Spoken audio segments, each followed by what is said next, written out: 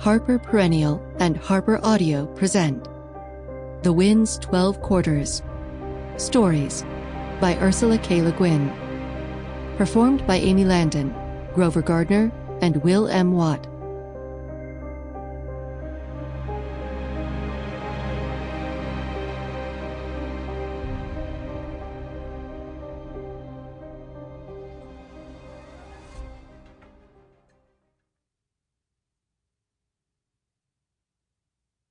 Foreword. This collection is what painters call a retrospective.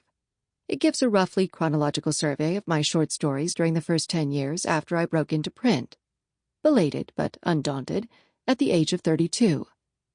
They appear here, very roughly, in the order in which they were written, so that the development of the artist may become part of the interest of the book. I have not been rigid about the chronology. It is impossible. Stories may be written in 1 year, not published until 2 or 3 years later, and then possibly revised. And which date do you use? But there are no severe displacements. It is by no means a complete collection of my stories.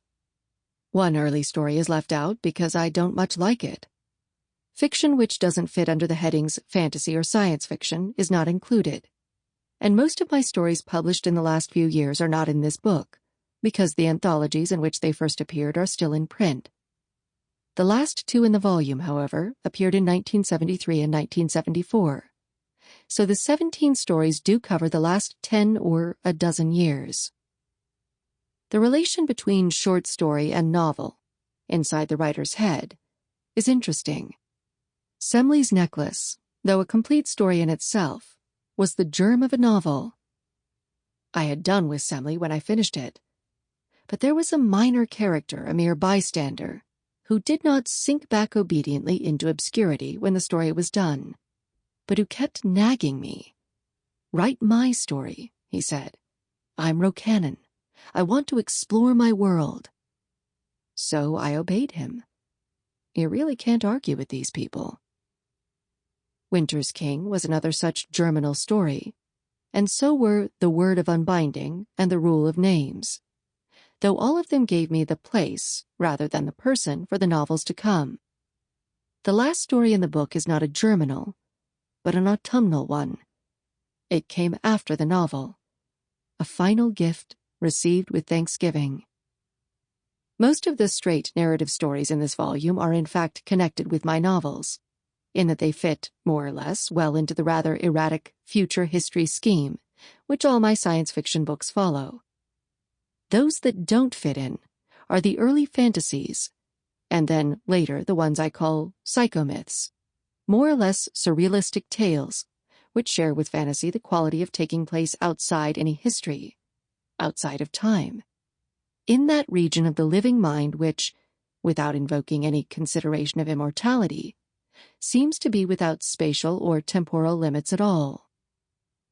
Collectors might want to know that the titles used in this volume are my own choice, in some cases varying from previous publications.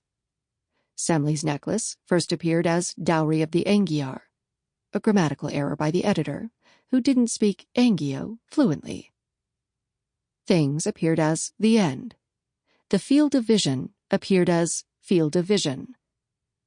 The only stories that have been revised, beyond an occasional one-word or one-sentence change and restitution of cuts and errors in the published versions, are Winter's King, see note to the story, Vaster Than Empires and More Slow, a cut in the first pages, 9 Lives, see note to the story.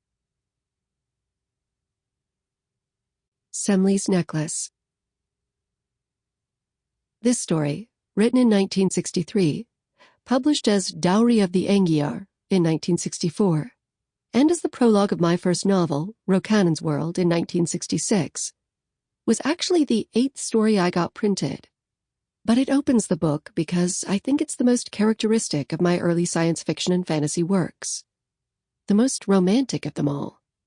The progress of my style has been away from open romanticism, slowly and steadily, from this story to the last one in the volume, written in 1972. It has been a progress. Sample complete. Ready to continue?